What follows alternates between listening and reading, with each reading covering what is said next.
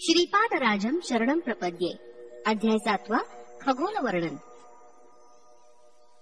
श्रीपाद श्रीवल्लभ चरित्रामृताचा महिमा. पहाटे श्री तिरुमलदासांनी आपलं अन्निक उरकून सांगण्यास सुरुवात केली. ते म्हणाले, अरे शंकर भट्टा, श्रीपाद वल्लभांचं दिव्य चरित्र अद्भुत, अतर्क्य आणि अपूर्व असं आहे. त्यांचं दिव्य चरित्र लेखन करण्याचं महत् भाग्य तुला लाभलंय. असा हा दिव्य योग श्रींच्या संकल्पानं तुला लाभला आहे. श्रीपादांचं एकाच वेळी अनेक ठिकाणी प्रकट होणं. नरसावधानी मृत्युमुखातून बाहेर पडल्यावर त्यांच्यातील आकर्षण शक्ती क्षीणावली. पूर्वी साधना करीत असताना ज्या मनुष्याचं ते ध्यान करीत तो कितीही दूर असला तरी आकर्षित होऊन त्यांच्या जवळ येत असे, ती शक्ती सुद्धा आता क्षीणावली होती. जे लोक पूर्वी त्यांना घाबरत होते ते त्यांना अजिबात घाबरेनासे झाले. वेळ पडल्यास त्यांचा उपहास करून त्यांना दुखवीत असत. त्यांची आर्थिक स्थिती सुद्धा खालावत चालली होती. 2 वेळच्या पोटभर जेवणाची सुद्धा काही वेळा भ्रांत पडत असे. अशा कष्टमय अवस्थेत ते आक्रोश करीत घराबाहेर आले. त्यावेळी महाचार्य बापन्नाचार्युलू त्यांच्या नातवास कडेवर घेऊन आपल्या घराकडे जात होते. राजशर्मांच्या घराकडून वळसा घेतल्यावर जो मार्ग येई तो थेट बापन्नाचार्युलूंच्या घराकडे जात असे. श्रीपाद बालपणी आपल्या घरापेक्षा अधिक वेळ आपल्या आजोबांच्या घरीच राहत. श्री नरसिंह वर्मा आणि श्री व्यंकटप्पा श्रेष्ठी यांच्या घरी सुद्धा स्वेच्छेनं जात. श्रीपादांशी बोलावं असं नरसावधानींच्या मनात आलं. त्या गोंडस आणि रडीवाळ अशा दिव्य बालकास एकदा तरी कडेवर घेऊन लाड करावेत असं त्यांना वाटलं. नरसावधानींची दृष्टी श्रीपादावर पडली. श्रीपादांनी नरसावधानींकडे पाहून मंद स्मित केलं. ते स्मितहास्य अत्यंत मोहित करणारं होतं. नरसावधानी भिक्षेसाठी श्रेष्ठींच्या घरी गेले. तिथे श्रीपाद श्रेष्ठींच्या मांडीवर खेळत असलेले दिसले. नरसावधानींकडे पाहून श्रीपाद मिस्किलपणे हसले. नरसावधानी भिक्षा घेऊन ते नरसिंह वर्मांच्या घरी गेले. तिथे त्यांना श्रीपाद नरसिंह वर्मांच्या खांद्यावर खेळत असलेला दिसला. नरसावधानींकडे पाहून श्रीपाद पुन्हा मिस्किलपणे हसले. एकाच वेळी बालक श्रीपाद श्रेष्ठींच्या घरी, वर्मांच्या घरी आणि आजोबा बापन्नाचार्युलूंच्या घरी होते. नरसावधानींना हे स्वप्न आहे का विष्णुमाया आहे कळतच नव्हतं. गावातील लोक नरसावधानींचा छळ करू लागले. पादव्या क्षेत्रातील स्वयंभू दत्ताची मूर्ती अदृश्य होण्यामागे नरसावधानींचा हात आहे अशी लोक निंदा करू लागले. या लोकनिंदेनं पीडित होऊन नरसावधानी भ्रमिष्ठासारखे घरी परतले. त्यांना अशा स्थितीत पाहून त्यांची पत्नी अत्यंत दुःखी झाली. तिच्या मनातील वेदना प्रकट करण्यासाठी ती देवघरात गेली. तेव्हा तिनं पाहिलेले दृश्य आश्चर्यकारक होते. त्यांच्या देवघरात श्रीपाद बसलेले होते. त्यांना पाहून त्या पती पत्नीला अतिशय आनंद झाला. त्या उभयतांनी श्रीपादांना राजगिराच्या भाजीचं भोजन करण्याचा आग्रह केला, परंतु श्रीपादांनी जेवण्यास नकार दिला. काल, कर्म आणि कारण या तिन्हींचा एकाच वेळी संयोग झाल्यास असे अलभ्य योग जुळून येतात. विवेकवंत अशा योगांचा लाभ करून घेतात, तर अविवेकी या लाभास मुकतात. श्रीपाद प्रभूंनी त्या पती पत्नींच्या विनंतीस होकार दिला, परंतु या जन्मीसाठी नसून पुढल्या जन्मीसाठी. पुढल्या जन्मी ते महाराष्ट्राच्या पुण्यभूमीत श्री नृसिंह सरस्वतींच्या अवतारात त्यांच्या घरी अवश्य भोजन घेतील असं त्यांनी वचन दिलं होतं. एखादे समयी सूर्यचंद्राच्या गती बदलणं शक्य होईल, परंतु प्रभूंच्या वचनाविरुद्ध जाणं पंचभूतांसहित कोणत्याच जीवास शक्य नसतं. जग जरी हिंदोळलं, युग जरी पालटलं, तरी श्रीपादांच्या लीला नित्य, सत्य आणि नित्य नूतन आहेत.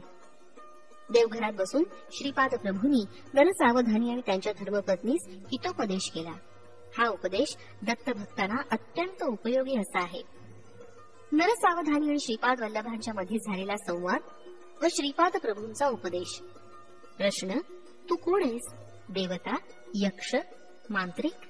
उत्तर: मीच आहे.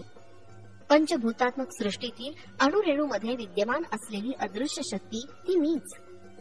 पशुपक्ष्यांसहित समस्त प्राणीमात्रांमध्ये मातृ व पितृ स्वरूपानं स्थित आहे तो मीच. सकळ सृष्टीचा गुरु स्वरूप पण मीच आहे. प्रश्न: तू श्री दत्तप्रभूंचा अवतार आहेस का? उत्तर: निसंशयानं मी दत्तच आहे, परंतु तुम्ही शरीरधारी असल्यानं तुम्हाला माझी ओळख पटण्यासाठी मी शरीर धारण केलं आहे. वास्तवात मी निराकार आणि निर्गुण आहे. प्रश्न: म्हणजे तुला आकार आणि गुण नाही एवढंच ना? उत्तर: निराकार असणं सुद्धा एक आकारच आहे. तसंच निर्गुण असणं हा देखील एक गुणच आहे. साकार व निराकार, सगुण व निर्गुण यांचा आधार तू मीच आहे आणि त्याच्या पलीकडे आहे असं जाण. प्रश्न: सर्वस्व तूच असताना प्राणी मात्रांना सुख दुःख का संभवतात?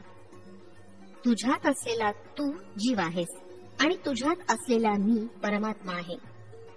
तुझ्यात कर्तृत्व भावना असेपर्यंत तू मी होऊ शकत नाही. जोपर्यंत तुझ्यात कर्तृत्व भावना असेल तोपर्यंत सुख दुःख पाप पुण्य अशा द्वंद्वातून तुझी सुटका होऊ शकत नाही. तुझ्याचा तू नष्ट होऊन तुझ्यातील मी उच्च दशेत असेल तेव्हा तू माझ्या निकट असशील. जसं जसं तू माझ्या निकट येशील तस तसा तू सुख दुःख पाप पुण्य या द्वंद्वातून मुक्त होशील. तू माझ्या आश्रयी असता सुख संपन्न होशील. प्रश्न: जीवात्मा आणि परमात्मा हे वेगवेगळे आहेत असं काहींचं म्हणणं आहे. जीवात्मा व परमात्म्याचे घनिष्ठ संबंध आहेत असं काहींचं म्हणणं आहे. तर जीवच परमात्मा आहे असं काहींचं म्हणणं आहे. यातील खरं काय? उत्तर: तू वेगळा मी वेगळा अशी भिन्नत्वाची भावना असली तरी हरकत नाही. तुझ्यातला अहंकार नाश पावल्यावर आपण दोघं द्वैतात स्थित असता आनंदाची प्राप्ती होईल. माझ्या अनुग्रहामुळे सगळं चालत असून तू केवळ निमित्त मात्र आहेस या तत्वाचं अनुसरण केल्यानं सुद्धा आनंद स्थितीस पावशील. मोहाचा क्षय झाल्यानं द्वैत स्थितीमध्ये असताना सुद्धा तू मोक्ष सिद्धी पावशील. तुझ्यात आणि माझ्यात अत्यंत सामिप्य असताना मी तुझ्याद्वारे स्वतःच व्यक्त करतो. माझ्यातील सर्व शक्ती तुझ्याद्वारे अभिव्यक्त होत असताना तुझ्यातला अहंकार नाश पावून मोहक्षय झाल्यानं या विशिष्ट असलेल्या अद्वैत स्थितीमध्ये पण आनंदाची प्राप्ती होईल. मोह नसल्यामुळं हा सुद्धा मोक्षच होय. तुझा अहंकार पूर्णपणे नाश पावल्यानं कर्तृत्वाची भावना नाहीशी होईल. तुझ्यात तू नसून केवळ मी असलेल्या त्या स्थितीत मनाच्या कल्पनेनं आकलन न होणाऱ्या ब्रह्मानंदाचा अनुभव करत असतो. म्हणून अद्वैत स्थितीत असला तरी मोक्ष प्राप्ती करू शकतो. द्वैत स्थितीत असला तरी विशिष्ट द्वैत किंवा अद्वैत स्थितीत असला तरी मोक्ष सिद्धी किंवा ब्रह्मानंद स्थिती मात्र एकच. ती स्थिती मन आणि वाचा यांस अगोचर आहे. केवळ अनुभवानं जाणलं जातं. प्रश्न: अवधूत स्थितीत असलेले काही जण ते स्वतः ब्रह्म असल्याचे सांगतात, तर तू अवधूत आहेस का? उत्तर: नाही, मी अवधूत नाही. मी ब्रह्म आहे आणि ब्रह्म सर्वस्व असल्याचे अवधूतांचे अनुभव आहेत. तर मी ब्रह्म असून मी सर्वांतर्यामी असल्याची स्थिती माझी आहे. प्रश्न: तरी या किंचित भेदाचं रहस्य मला उमजलं नाही. उत्तर: समस्त संसार बंधनातून मुक्त झालेले अवधूत माझ्यात लीन होऊन ब्रह्मानंद सुखाचा अनुभव घेतात. त्यांच्यात व्यक्तित्व नाही. व्यक्तित्व नसल्याने ते संकल्परहित असतात. या सृष्टीच्या महासंकल्पात महाशक्ती मी आहे. जीव म्हणवणाऱ्या मायाशक्तीत पण मी आहे. माझ्यात लीन झालेले अवधूत सुद्धा तू परत जन्म घे अशी माझी आज्ञा झाल्यास त्यांना जन्म घेणे भाग आहे. संकल्पयुक्त सत्य ज्ञानानंद स्वरूप माझं आहे, तर संकल्परहित सत्य ज्ञानानंद स्वरूप त्यांचं आहे. प्रश्न: बीजास भाजल्यानं परत अंकुरित होत नाही, तसंच ब्रह्मज्ञान प्राप्त करून ब्रह्ममय झालेल्यानं परत जन्म घेणं कसं बरं साध्य होईल? उत्तर: भाजलेल्या बीजांचं पुनरंकुरित न होणं हा सृष्टीचा धर्म आहे. भाजलेल्या बीजांना पुनरंकुरित करणं हे सृष्टीकर्त्याचं शक्ती सामर्थ्य आहे.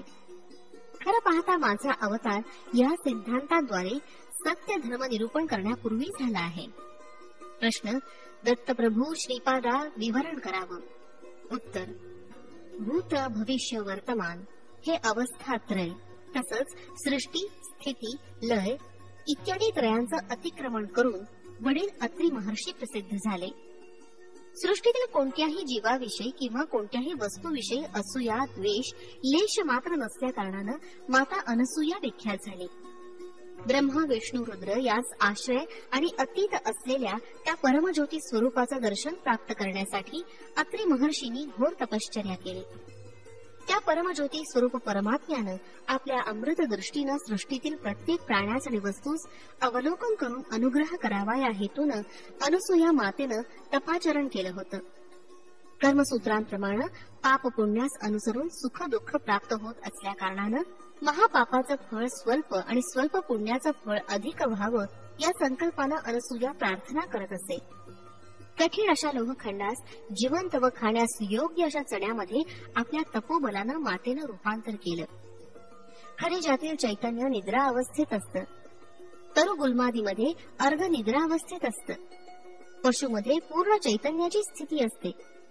खनिज म्हणून जन्मास येऊन मरण पावणे, नंतर वृक्षेतर जन्म घेऊन, तदनंतर पशुजन्म पाहून शेवटी मनुष्य जन्म घेतलेल्या मानवानं विवेक ज्ञान व वैराग्यवंत होऊन त्याच्यात सुप्त असलेल्या परमात्म शक्तीस जागृत करून मोक्ष प्राप्त केला पाहिजे. प्रकृतीतील परिणामक्रमाचा धर्म परमात्म्यांच्या अनुग्रहानं बदलू शकतो असं मातेनं सिद्ध केलं. त्रिमूर्तींच्या स्वरूपात असलेलं चैतन्य जागृत अवस्थेत असल्या कारणानं निद्रावस्थेत बदलून त्यांना लहान बालकांचं रूप दिलं. त्रिमूर्तींच्या शक्ती एकवटून अनघादेवी रूप धारण केलं. दत्तात्रेयांचा अवतार घेऊन त्यांनी अनघादेवींचा अर्धांगिनी म्हणून स्वीकार केला. श्रीपाद श्री वल्लभावतारी वामभागी अनघादेवी व दक्षिण भागी दत्तात्रेय असून अर्धनारीश्वर रूपानं प्रभूंचा जन्म झाला.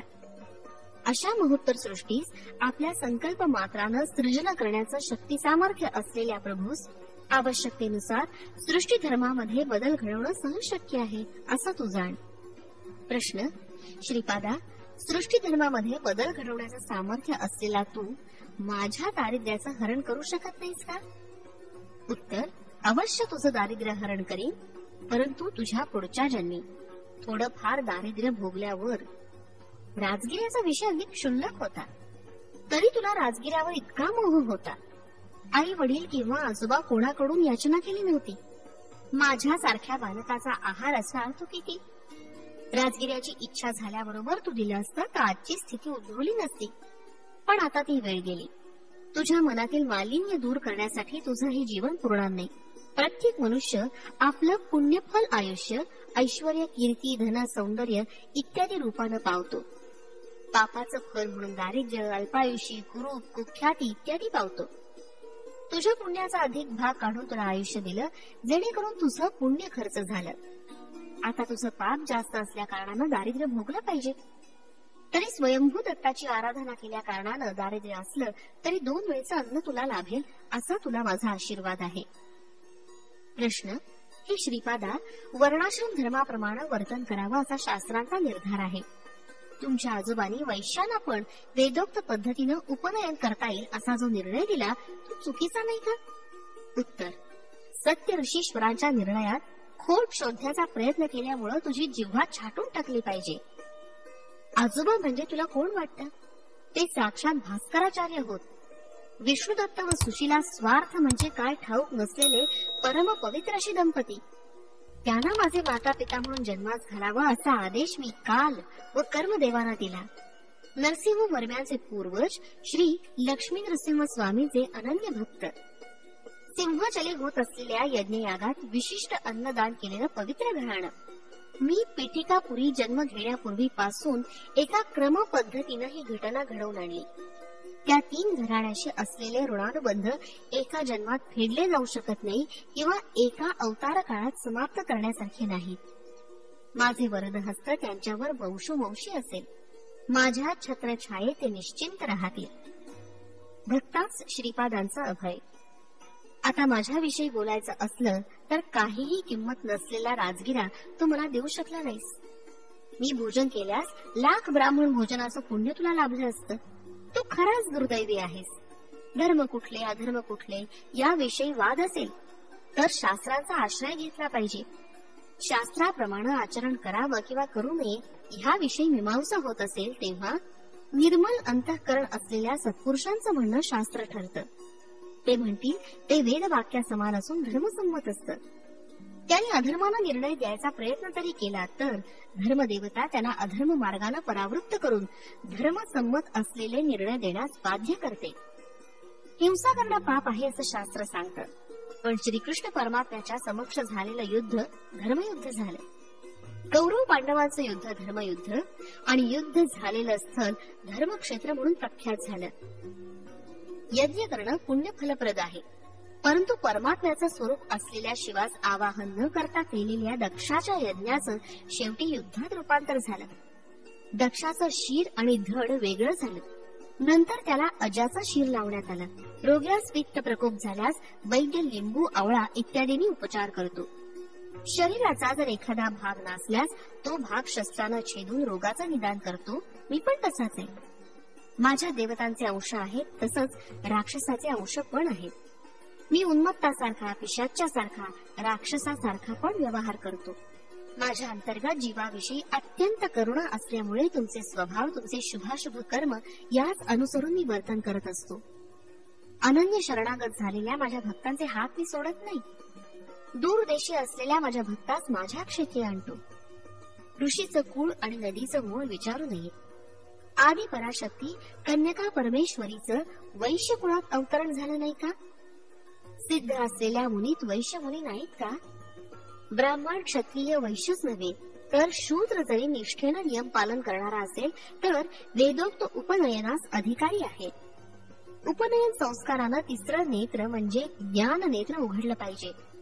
अंतःकरण शुद्ध होऊन ब्रह्मज्ञानात मन मग्न झालं पाहिजे. तुझं मन शाक ज्ञानाविषयी संपूर्णपणे मग्न झालं आहे. ब्रह्म ही काय बाजारात विकत मिळणारी वस्तू आहे? या जन्मी ब्राह्मण म्हणून जन्माला आलेला पुढच्या जन्मी चांडाळ जन्म पाहू शकतो. तसंच या जन्मी चांडाळ म्हणून जन्माला आलेला पुढच्या जन्मी ब्राह्मण म्हणून जन्मास येऊ शकतो. ब्रह्म वस्तुकुल, मत, देश, काल यांच्या अतीत असलेल्या रहस्य आहे असं तू जाण. देव भावप्रिय असून बाह्य प्रिय नाही. तुझ्या भावाचं अनुसरून देव कार्य करत असतो. ब्रह्मज्ञानाचा उपदेश करीत असताना मी ब्राह्मण असतो. भक्तांचं योगक्षेम आणि अनुग्रह करण्यासाठी दरबारात असतो तेव्हा क्षत्रिय असतो. प्रत्येक जीव आपापल्या पाप पुण्य कर्माप्रमाणे फळ पावतो. प्रत्येक जीवाचा लेखाजोखा माझ्या जवळ आहे. तोलून मापून पाप पुण्याचं फल वाटप करताना मी वैश्य आहे. भक्तांचे कष्ट आपल्या शरीरावर घेऊन त्यांना सुख शांती प्रदान करण्याचा सेवा धर्म मी धारण केला असता शूद्र असतो. जीव मृत्यू पावल्यावर चिताग्नी देऊन त्याच्या शरीरास भस्मभूत करून उत्तम गती प्राप्त करून देत असताना मी डोम असतो. आता तुम्हाला सांग, मी कोणत्या कुळाचा आहे? प्रश्न. श्रीपादा, क्षमा करा, मी अज्ञानी आहे. आपण साक्षात दत्त प्रभू आहात. समस्त जीवांचा आश्रय तूच आहे. खरं पाहता या सृष्टीची रचना कशी झाली याचं विवरण करून मला कृतार्थ करावं. लोकालोक वर्णन. उत्तर. आजोबा, स्वर्गात 88,000 गृहस्थ मुनीचा वास असतो. पुनरावृत्ती होणं त्यांचा धर्म असून धर्म प्रचारासाठी बीज रूपानं ते विद्यमान असतात. परमात्म्याच्या अनिर्वचनीय अशा शक्तीच्या एका स्वल्प अशा अंशानं जगत सृष्टी रचण्यासाठी ब्रह्मदेवाची उत्पत्ती झाली. परमात्म्यापासून क्रमानं सर्व व्यापी असं जल निर्माण झालं. परमात्म्याच्या तेजानं त्या जलात कोट्यावधी सुवर्णकांतीयुग अंड उत्पन्न झालं. त्या अंडात एक अंड आपण निवास करत असलेलं ब्रह्मांड आहे. त्यातील आतले भाग अंधकारमय असून तिथं परमात्म्याचं तेज मूर्तिमान झाल्यानं अनिरुद्ध हे नाव विख्यात झालं. त्या अंडातील अंधकार परमात्म्यानं आपल्या तेजानं नाहीसा केला. हिरण्यगर्भ, सूर्य, सविता, परंज्योती अशा अनेक संज्ञांनी वेदात त्याचं वर्णन आलं आहे. त्रेतायुगात पिठिकापुरात भारद्वाज महर्षींनी 1 कोटी ब्रह्मांडात भरलेल्या दत्तात्रेयांच्या तेजास उद्देशून सवितृ काठकाचं आयोजन केलं होतं. सत्यलोकात निरामय स्थान नावाचं एक स्थान आहे. त्रिखंड सोपानात वसुरुद्रादित्य नावानं पितृगुणांचा तिथं वास आहे. निरामय स्थानाचे संरक्षक म्हणून ते कार्यरत असतात. कारण ब्रह्मलोक म्हणवणाऱ्या या स्थानात चतुर्मुख ब्रह्माचं निवासस्थान आहे. त्यास विद्यास्थान किंवा मूल प्रकृती स्थान असं जाणलं जातं. त्यावर प्रख्यात असलेलं श्रीनगर आहे. त्याच्यावर महाकैलास आणि त्यावर कारण वैकुंठ आहे. सत्यलोकात पुराणपूर नावाचं विद्याधर स्थान आहे. तपोलोकात अंजनापतीपूरमध्ये साध्यांचा वास आहे. जनलोकात अवंतीपूर येथे सनक सनंदनादी ऋषींचा निवास आहे. महरलोकात ज्योतिष्मतीपुरामध्ये सिद्धादी गणांचा वास आहे. स्वर्गलोकात अमरावतीपुरामध्ये देवेंद्रादी देवता गणाचं वास्तव्य आहे.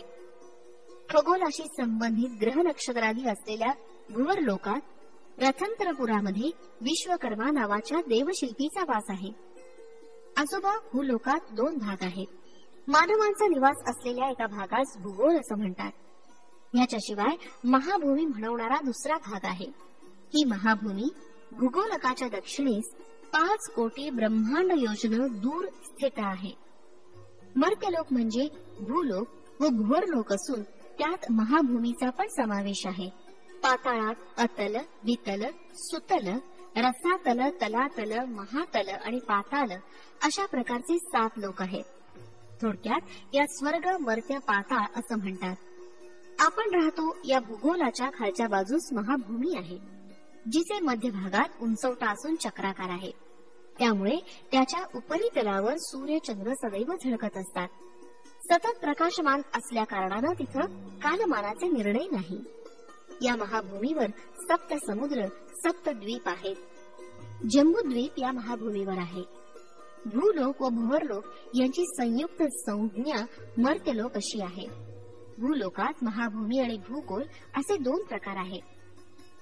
सृष्टीच्या प्रारंभी समस्त लोक जलमय होते. प्रजापतीनं सृष्टी रचण्याच्या हेतूनं तपाचरण केलं. तेव्हा जलावर तरंगत असलेल्या पुष्कर पर्णाचं दर्शन झालं. प्रजापतीनं वराह रूप धारण करून पुष्कर पर्णाजवळ पाण्यात बुडी मारली. खाली त्यास महाभूमी आढळली. तिथून थोडी ओली माती काढून आपल्या धारदार सुळ्यानं त्या मृत्तिकेचे 2 भाग पाडले. एक भाग पाण्यावर आणून पुष्कर पर्णावर ठेवल्यानं पृथ्वी झाली. आजोबा, याला भूगोल असं म्हणतात. महाभूमीपासून भूगोलाचं अंतर 5 कोटी ब्रह्मांड योजना आहे. महाभूमीचा विस्तार 50 कोटी योजने आहे. जम्बूद्वीप नावाचा द्वीप या महाभूमीवर आहे. त्याच्यात नवखंड आहेत. देवखंडी देवता व गभस्त्यखंडी भूतांचा निवास आहे. पुरुषखंडी किन्नर, भरतखंडी मानव, शरभखंडी सिद्ध, गंधर्वखंडी गंधर्व, ताम्रखंडी राक्षस, शेरुखंडी यक्ष आणि इंदुखंडी पन्नगांचा निवास आहे. महाभूमीवर असलेल्या जम्बूद्वीपाच्या दक्षिणेस असलेलं भरतखंडी, भरतपुरी, वैवस्वत मनु, भूऋषी व मानवासमवेत राज्य करीत आहेत. महाभूमीवर जम्बूद्वीप असल्याप्रमाणे भूगोलावर सुद्धा जम्बूद्वीप आहे. माझा श्रीपाद श्री वल्लभावतार पीठिकापुरी होण्या अगोदर 100 वर्षापूर्वी या महाभूमीत माझं आगमन झालं. महाभूमीवर असलेल्या जम्बूद्वीपाचा विस्तार 1,00,000 योजना आहे. जम्बूद्वीपावर केवळ भरतखंडी वैवस्वत मनु आहेत. इतर खंडात देवयोनींचा वास आहे. कोवळ्या उन्हासारखा प्रकाश असून तिथं दिवस किंवा रात्र यांचे भेद नाहीत. लवण समुद्राचे 1,00,000 योजने, लक्षद्वीपाचे 2,00,000 योजने, इक्षुर समुद्राचे 2,00,000 योजने, कुशद्वीपाचे 4,00,000 योजने, सुरा समुद्राचे 4,00,000 योजने, क्रौंच द्वीपाचे 8,00,000 योजने, सर्पी समुद्राचे 8,00,000 योजने, शाक द्वीपाचे 16,00,000 योजने, दधी समुद्राचे 16,00,000 योजने, शल्मली द्वीपाचे 32,00,000 योजने, क्षीर समुद्राचे 32,00,000 योजने, पुष्कर द्वीपाचे 64,00,000 योजने, शुद्ध जल समुद्राचे 64,00,000 योजने, चलाचल पर्वताचे 128,00,000 योजने, चक्रावळी पर्वताचे 256,00,000 योजने, लोकालोक पर्वताचे 512,00,000 योजने, तपोभूमीचे 1250,00,000 योजने असा विस्तीर्ण आहे. लोकालोक पर्वताच्या पलीकडे सूर्यरश्मी जाऊ शकत नाही, म्हणून लोकालोक पर्वत आणि अंडात यामध्ये अंधकार पसरलेला असतो. अंडांताचे विस्तार कोटी योजने आहेत. वराहावतार किंवा नृसिंह अवतार भूमीस व्याप्त करणारे असे अवतार नाहीत. वराह म्हणजे सुकर नसून एक सुळा असलेला खड्गमृग आहे. द्वीप, द्वीपाधिपती, द्वीपाधिदेवतांचं वर्णन. महाभूमीत असलेल्या जम्बूद्वीपास स्वयंभू मनून चक्रवर्ती म्हणून प्रथम पालन केलं. त्याचे 7 पुत्र 7 द्वीपांचे अधिपती झाले. लक्षद्वीपाचे मेधातिथी, शल्मल द्वीपाचे पपुष्मंत, कुशद्वीपाचे ज्योतिष्मंत, क्रौंच द्वीपाचे द्युतिमंत, शाकद्वीपाचे हव्य, पुष्कर द्वीपाचे सवन हे पहिले चक्रवर्ती होत. लक्षद्वीपातील चातुर्वर्ण आर्यक, कुरर, विंदक, भाविन या नावानं प्रसिद्ध आहे. चंद्राकृतीत असलेले विष्णू त्यांचे आराध्य दैवत आहेत. शल्मल द्वीपी कपिल, चारणक, पीतळ व कृष्ण असे 4 वर्ण आहेत. त्यांचे आराध्य दैव विष्णू आहे. कुशद्वीपात दमी, शुष्मिण, स्नेह व मंदेह असे 4 वर्ण आहेत. त्यांचे आराध्य देव ब्रह्मा आहेत. क्रौंच द्वीपात पुष्कर, पुष्कल, धन्य व पिष्य असे 4 वर्ण असून त्यांचे आराध्य दैवत रुद्र आहे. शाक द्वीपात मंग, मागध, मानस व मंद असे वर्ण असून सूर्य भगवानाची ते उपासना करीत. पुष्कर द्वीपात मात्र चातुर्वर्ण नाही. सगळे देवतांच्या सारखे रोगड शोकमुक्त असून आनंदानं कालक्रमण करतात. त्यांचे आराध्य दैवत ब्रह्मा आहे. आपल्या भूलोकात जम्बूद्वीपामध्ये भरतवर्ष, किंपुरुष वर्ष, हरिवर्ष, केतुमाल्य वर्ष, ईरावृत्त वर्ष, भद्राश्व वर्ष, रम्यक वर्ष, हिरण्यक वर्ष, कुरुवर्ष या नावांचे भाग आहेत. महाभूमी गोलाकार असून मध्यभागी कासवाच्या पाठीप्रमाणे उंच आहे. ह्या उंचवट्यास भूमंडळ असं म्हणतात. भूगोल मात्र लिंबासारखे असते. महाभूमी मेरू रेखेस वळसा घेऊन ब्रह्मांडाच्या टोकापर्यंत व्यापून आहे. भूगोल मात्र ज्योतिष चक्राच्या समांतरावर मध्यभागी स्थित आहे. महाभूमीच्या मध्यभागी असलेले मेरू रेखेच्या भोवती जम्बूद्वीप आहे. त्याच्या भोवती 7 समुद्र द्वीपादी आहेत. भूगोलाच्या उत्तरार्धास देवभाग व दक्षिणार्धास असुर भाग असं म्हणतात. महाभूमीच्या मध्यभागी मेरू दैदिप्यमान असून जीवांस पालन करणाऱ्या मनुचं निवासस्थान आहे. भूगोल जीवांचं निवासस्थान आहे. महाभूमीच्या भोवती असलेलं चक्रवाळ पर्वत शिखरी ज्योतिष चक्र स्थित आहे. भूगोल मात्र यापेक्षा भिन्न आहे. 7 कक्षांनी आवृत्त असलेलं ज्योतिष चक्र भूगोलाची रोज एक प्रदक्षिणा करत आहे. महाभूमी शीतोष्ण मातादी कमी असून सदैव प्रकाशमान असल्या कारणानं नित्य दिवस असल्याने काळाचे व्यत्यास नाही. भूगोला त्याच्या विपरीत आहे. महाभूमी केवळ पुण्यफल अनुभवण्यास प्राप्त करण्यास योग्य आहे. स्थूल शरीरानं अप्राप्य आहे. भूगोल पुण्य मिळवण्यासाठी असलेली कर्मभूमी असून स्थूल शरीरधारी राहण्याची भूमी होय. महाभूमीवर मनुप्रलयाशिवाय दुसरे प्रलय उद्भवत नाही. भूलोकात युगप्रलय, महायुगप्रलय, मनुप्रलय इत्यादी घडतात.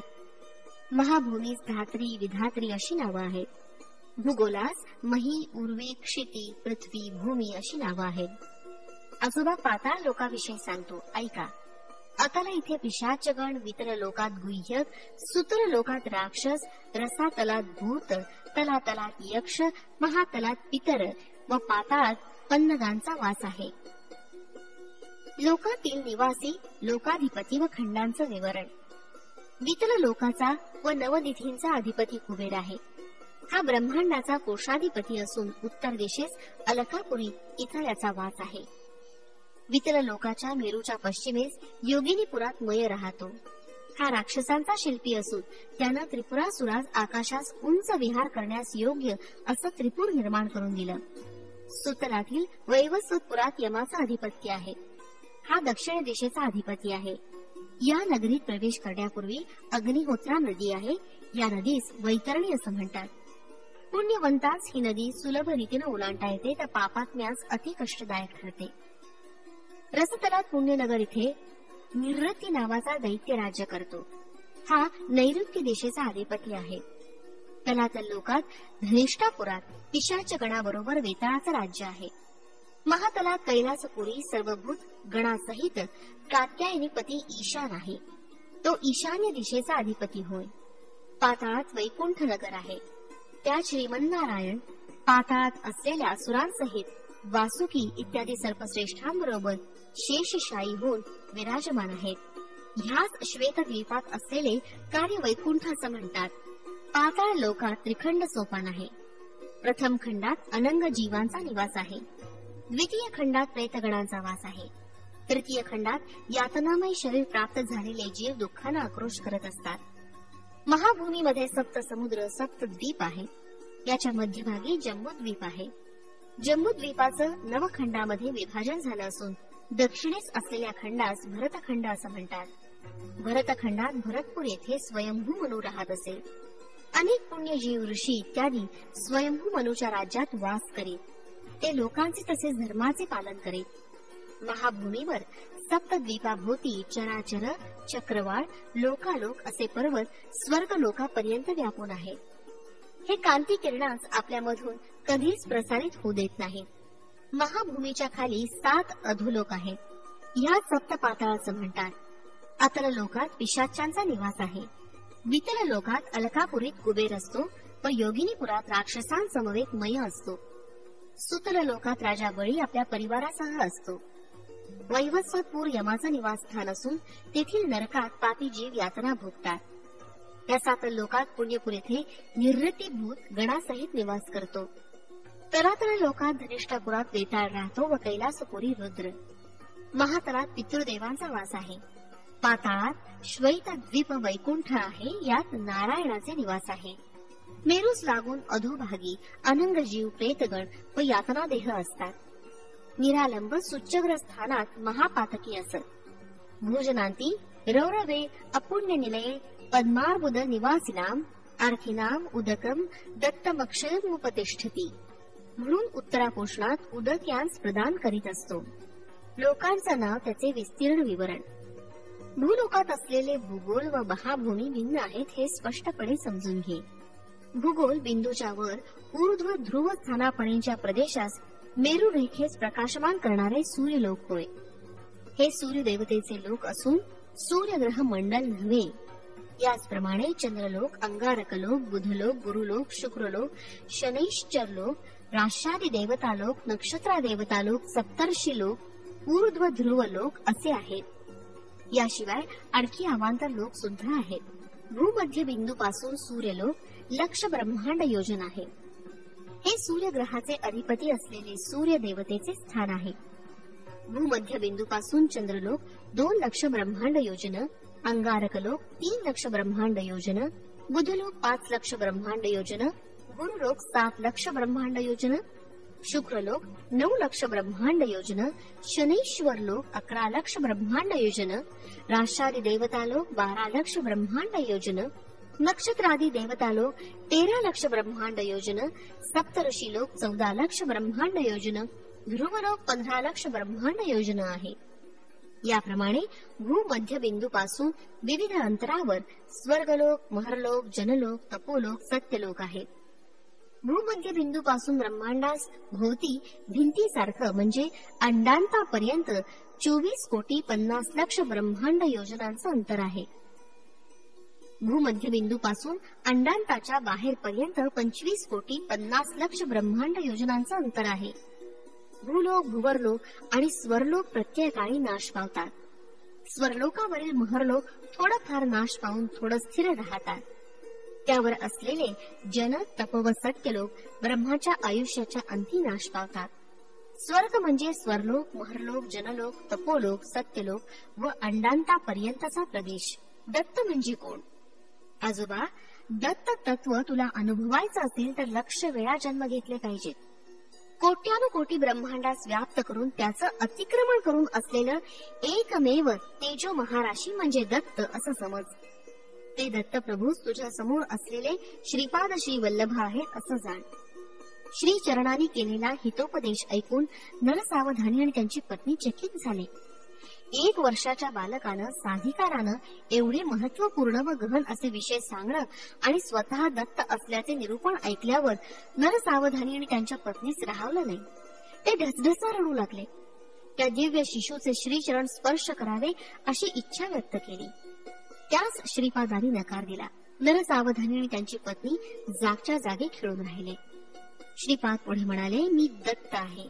कोट्यानुकोटी ब्रह्मांडात व्याप्त असलेलं एकमेव तत्व मीच आहे. दिग हेच वस्त्र म्हणून दिगंबर आहे. जे कोणी त्रिकरण शुद्धीनं दत्त दिगंबरा, श्रीपाद श्री वल्लभ दिगंबरा, नरसिंह सरस्वती दिगंबरा म्हणून भजन कीर्तन करतात तिथं मी सूक्ष्म रूपाला सदैव असतो. माझे मातामह असलेले श्री बापनार्य परप्रांतातून पादगया क्षेत्री श्राद्धादी कर्म करण्यास असलेल्या लोकांस सेवा भावानं भोजन व राहण्याची सोय करीत असताना काही लोकांना आक्षेप घेतला, कुठे आहे तुमचे स्वयंभू दत्त? अदृश्य झाले ना? तेव्हा श्रीपाद म्हणाले, तो दत्त मीच आहे. मी जन्म घेतलेल्या पवित्र ग्रहात राहण्यास आलेले नक्कीच पवित्र होतील. पितृदेवतांस अवश्य पुण्य लोकांची प्राप्ती होईल. जीवित असलेले जीवांचे तसंच मरण पावलेल्या जीवांचे योगक्षेम वहन करणारा प्रभू मीच आहे. मला जन्म मरण दोन्ही समान आहे. तरी तू स्वयंभू दत्ताची आराधना केल्याचं फळ हेच का, अशी व्यथा तुझ्या मनात आहे. तुझ्यावर आलेले आळ नाहीसे करण्यास स्वयंभू दत्ताचं दर्शन शीघ्र होईल आणि मूर्तीची प्रतिष्ठापना होईल. तुला मी आयुष्य दिलं, दत्त ध्यानी असू दे. पुढच्या जन्मी तुला अनुग्रह होईल असं आश्वासन देतो. या जन्मी माझ्या पादुका स्पर्श करण्याचं महापुण्य तुला नाही. कोट्यानुकोटी ब्रह्मांडाचं सृजन रक्षण व लय करणारा एकैक प्रभू असा मी माझ्या वरद हस्तानी तुला आशीर्वाद देतो. महाभयंकर अशा ध्वनीने श्री चरणांचे शरीरातील अणुपरमाणू विघटित होऊन श्रीपाद अदृश्य झाले.